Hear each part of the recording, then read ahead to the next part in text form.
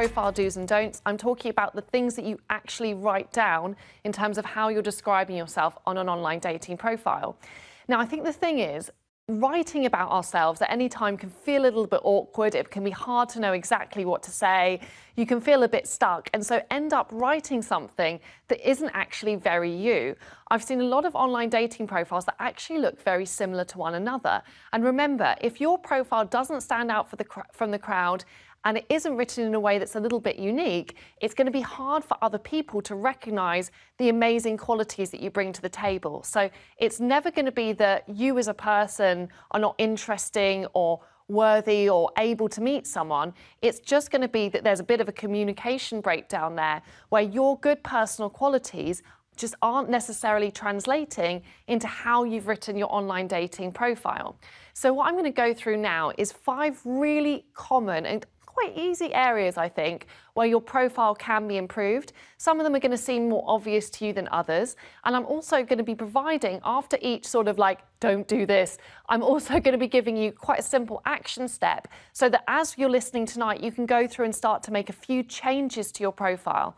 And I can't emphasize enough, this isn't about changing your personality or trying to make out that you're someone different from who you are. In fact, this is all about emphasizing your personality, because I really want you to attract the people that are best suited and best matched for you. So the first point that I'm going to make about your profile, and this seems like a very obvious one, but you'd be surprised how many people don't do this, is to complete and fill out your profile in full. I have spoken to a lot of grumpy daters recently who always say how hard it is to send a message to someone who hasn't fully completed their profile. So when we don't complete our profile, I think we sort of give off the wrong impression about ourselves. We either seem like we think we're so gorgeous that we don't need to write anything, or we come across like we're being a little bit lazy and we're perhaps not that bothered about the dating process as a whole. Now, I think a lot of the times if you haven't completed your profile, it's probably more likely because you ran out of time or you're stuck for something to write, and so it just sort of sits there. Instead, I really want to encourage you to spend that time building and creating a profile, because not only is it going to communicate better values about yourself, it is also, your profile is like your first stop for starting to filter out and work out who could potentially be a good, genuine match for you. So if we have a really nicely written profile, we can quite easily see who has read that profile by what first message they send to us. And of course, first messages is another area I'm going to be coming back to in just a few moments' time. So by providing unique details on your profile, even if it's something simple like, I'm always up for a horror movie recommendation, or don't you dare ask me about the time I went camping, all of these details give someone a really good springboard to suddenly send you a first message. And then you can see, hey, this person's read my profile and they've tried to write a message which references what I've written in the profile. That's the beginnings of a good indicator there of someone who is perhaps more sincerely interested and who's making an effort, which is a really good benchmark to start with. So action step 1, nice and simple one, we want to make sure that profile is totally complete. Okay, step 2 that we want to look at is we really want to make sure that your profile isn't overly generic. Now, this is an online dating crime that I see an awful lot. And I understand it can be hard when you're writing something to be a bit like Shakespeare and come up with all these like unique ways of saying things. A lot of the time, people's profiles read a lot like another person's profile. So it could be that you say, for instance, you know, I really like travel, or the classic, I like going out and I also like staying in. Now, whilst we all might like travel and going out or staying in, maybe a bit more staying in 2020, the problem is when we write statements in this way that it's hard for us to demonstrate how are we different to every other person that's out there, because I think most people will like travel, they like going out, they like staying in. So if your profile is a bit general in terms of you say things like, oh, I like cooking, or I like going out to restaurants, I want you to now look through your profile at all the areas where you're being a bit general. And instead, I want you now to start to replace those general statements with being really specific. When we're specific and we create an image around what we're describing, maybe we share our best experience of something or our favorite kind of something, then immediately we're going to create a profile that's much more individual. So instead of saying something like, I love to travel, you could instead say, if I had a plane ticket tomorrow, you'd find me on a beach in Koh Samui sipping a coconut water. So then immediately that person or your personality and kind of your likes and preferences start to show through a lot more clearly.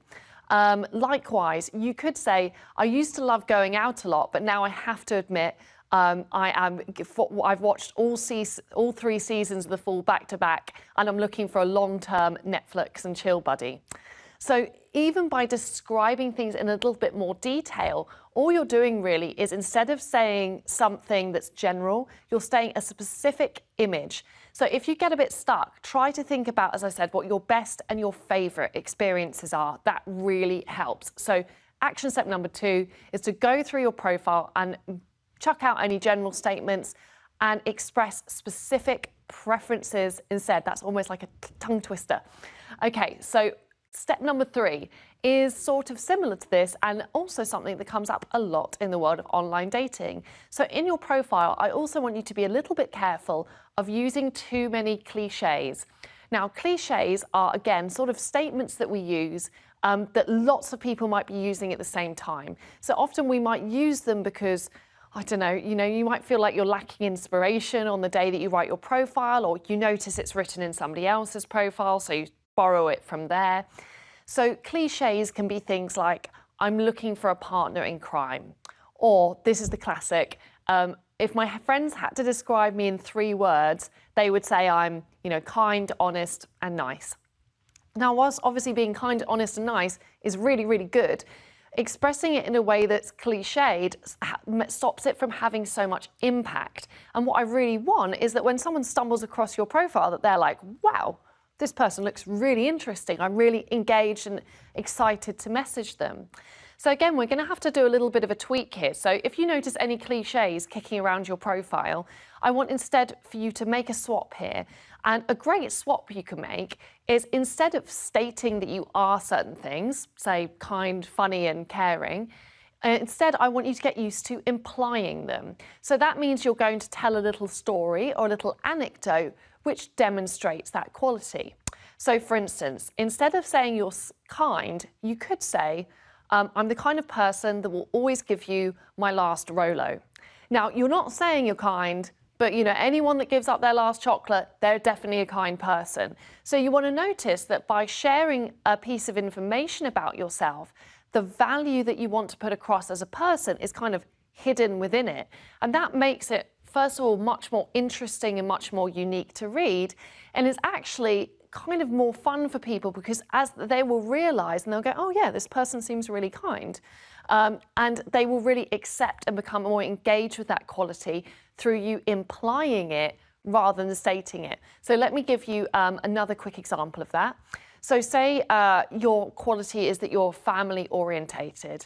Again, instead of saying family orientated, you could say something like, you may call me a mummy's boy, but I love to spend all weekend with my family, and yes, my mum does the best roast dinners in town.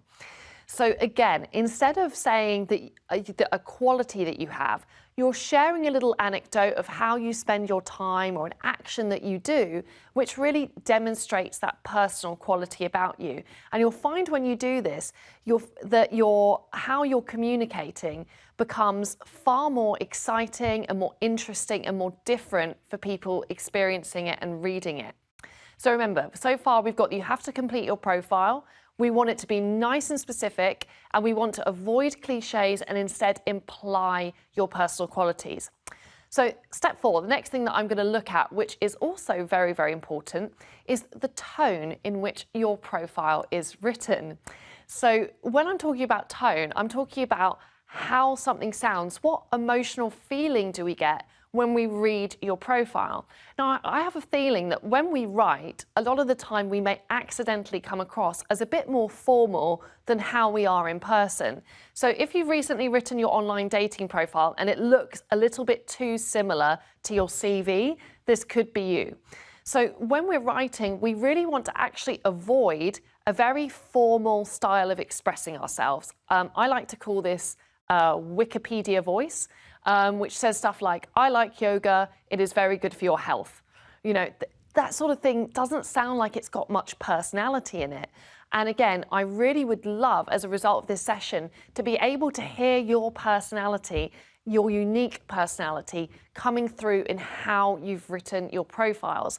And it can be a bit of a challenge as well to write in a way which has that like informal, conversational, friendly tone to it.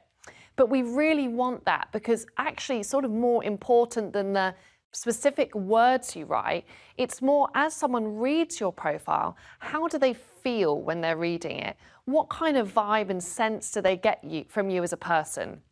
Now, if this is all sounding a bit woo-woo and you're like, Hayley, how do I get vibe into my profile? I've got a little hack for this, which can really help you. So often when I'm coaching people, I find that they do a much better job of verbally describing who they're looking for, what they're interested in, than they do in actually writing it down. So a great way to work around this is get your iPhone or something on record, do a bit of dictation, and what you can do then is you can just talk about through your online dating profile, and you'll often find out that the turns of phrase that come out and how you express yourself when you're speaking is going to be much more informal and approachable, and actually far better for your profile. So remember, we don't want to go too serious with an online dating profile. We instead want to really emphasize friendliness and approachability. That's so important. And step 5 is, I guess, a little bit more about being friendly and approachable, which is, again, to avoid being what could be considered negative. So I understand when you're writing a profile, particularly if you have a very specific idea of who you want to date and what kind of relationship you're looking for, it can be very tempting to write, you know this, know that, no time wasters, no hookups, no that. But unfortunately, when we write in that tone, you'll notice that even though our words are communicating a preference, because our tone sounds a bit negative / grumpy, what people are going to get from that is they won't actually think, oh, this person's got some good boundaries here. They're just going to think, oh, this person maybe doesn't sound as trusting and as open as I'd like them to be. So I really am all for you stating preferences. And remember, your profile isn't just about you promoting yourself to other people. It's also a way for, you're also there, it's a two-way street, where you're also looking for to attract the right people towards you. So because of this, it's great in your profile to always include something about what you're looking for. So it's not just all about yourself. However, we really want to keep doing that in that tone that is friendly, that's informal, and that is approachable. So in order to do this, I would be using kind of slightly more playful statements, maybe saying something like, you'll win me over if, or I'm a sucker for, or I've always liked it when. So when we say things like this and then express our preference, so I always love it when someone can eat just as much Domino's pizza as I can, or you'll win me over if you'll put on a pair of wellies and go hiking with me on a Sunday. So again, we're going to use these very specific images to describe how you would like to spend time with this person, and we're going to express that in a way which is friendly and playful and informal. You'll find that when you get this magic combination going then, that your profile reads in a way that's much more individual and is much warmer and more inviting. So just to recap here, we want to make sure that with your online dating profile, that you don't want to be generic or cliched. You want to avoid that at all costs. We also really want to avoid being negative. We want to always come across as really having that, dare I say it, positive vibe. And you always want to write your profile as if you're talking to somebody one-to-one. And remember, if in doubt, dictate that. So before we move on to the next section, I've got a few more questions that people have sent in for me that I'm going to answer. So question 1 is, if I get ghosted or boyfriends stop contacting me, how can I help to reduce this? Also really want to be in a relationship but feeling I'm appearing too desperate. How do I achieve my goal? So I think there's 2 issues here, right? There's the ghosting thing and feeling like, I hate this word, by the way, I really hate it, feeling like you might be coming across as desperate in looking for a relationship. So just to address ghosting, remember, if someone ghosts you, this isn't actually a reflection of you. It's often because the person, for whatever of their reasons, doesn't really feel comfortable or feels like they're saving your feelings, or they just aren't ready to have that level of honest conversation with you and to have that conclusion. And really that's on them. And I think for everybody watching tonight, we can agree that being ghosted is really tough. It doesn't give anyone a nice conclusion to what's happened. And you know what, although it's not going to make someone's day to receive a message like, you know, thanks so much for spending time together yesterday. You know, I've been having a think and I'm pretty sure you're on the same page, but I'm not sure we have that level of romantic spark to continue. But I wanted to be open with you and wish you the best. Not going to make somebody's day, but actually having that clarity is probably going to feel really good. It's going to enable people to move on much more easily because they'll be like, okay, that door is closed and inevitably a window will open. So I think we can all agree, ghosting, not great. Let's all make an effort to not do that and make that part of our dating lives. Going back to, do you appear desperate for wanting a relationship? First of all, I have to reassure you, there is absolutely nothing wrong or desperate about wanting to have a relationship. That's such a normal, natural thing to want. However, I think the key really for your mindset here is that you're not seeking any old relationship, that it's that you would be open to a relationship if you meet someone you really connect with. So the relationship isn't what you're chasing, you're actually focused on forming that great strong connection, and if that happens, a natural consequence of that for you is making more of a committed relationship. So try and keep that mindset around it. Okay, so question 2. How do you keep your motivation going during dating? I find it incredibly hard to keep motivated. Well, I think, again, this is another question that's probably going to feel very relatable to a lot of people. I think probably one of the biggest challenges of dating is being able to maintain your motivation levels. And it is, as I said earlier, is a bit of a marathon, not a sprint. So if you're feeling a bit depleted from the process at the moment, remember, it's not all about positive action. Whilst I definitely want you to be making changes to your profile based on this session today, if you're feeling a bit demotivated, it is all right to focus on other areas of your life for this next week, the week after, whether that's hanging out with friends, family members, and doing things that make you feel really good. Then when you go back into dating, I would try and develop the right expectations around dating so that you can have really positive experiences. If your expectation going into dating is like, I want to find the one, if you go on nearly every first date you're going to go on is going to fall short of that mark, and that will start to feel demotivating. Instead, try to keep your expectation level for your first date set to, you know what, I'm going to have fun and I'm going to be curious about this other person. So you go on dates not necessarily expecting to fall madly in love, but you expect to try and enjoy yourself and make the most of that person's company and to learn something about them. So even if you don't necessarily want to go on a second date, you still feel that you've walked away from that experience having had fun and learned something valuable. So last question of this section. Hi Hayley, I've had some lovely dates this summer, but they want to be friends rather than anything more romantic. How can I break out of the friend zone on dates? So what I quickly want to say about this is, for everybody out there, I want you to really, really remember that the spark is co-created. It is a two-sided process. So whilst you might feel like, oh, you know, it's all on me to show these people that I am attracted to them, you also have to be participating on a date with someone who's really open to that. And they have to also be bringing a bit of flirtation and spark to the table themselves. After that, when it does come down to what you can be personally responsible for, though, I would be thinking, how can you clearly communicate your intentions? Whether it's the type of date that you go on that enables you to maybe have a little bit more intimacy, a good one-on-one conversation. Are you being clear in terms of your compliments about what your intentions are? Are you trying to set up future plans with them? All of these things are really strong communicators around how you feel. And sometimes if you're really leading that interaction by coming up with strong suggestions for future dates and being clear that you are attracted to a person, that can help someone who's maybe a little bit more on the fence feel the conviction to go on to that second date with you. So good luck with that. Okay, so we're going to move on to our second section, second chapter of the evening. And this one is all about your profile pictures.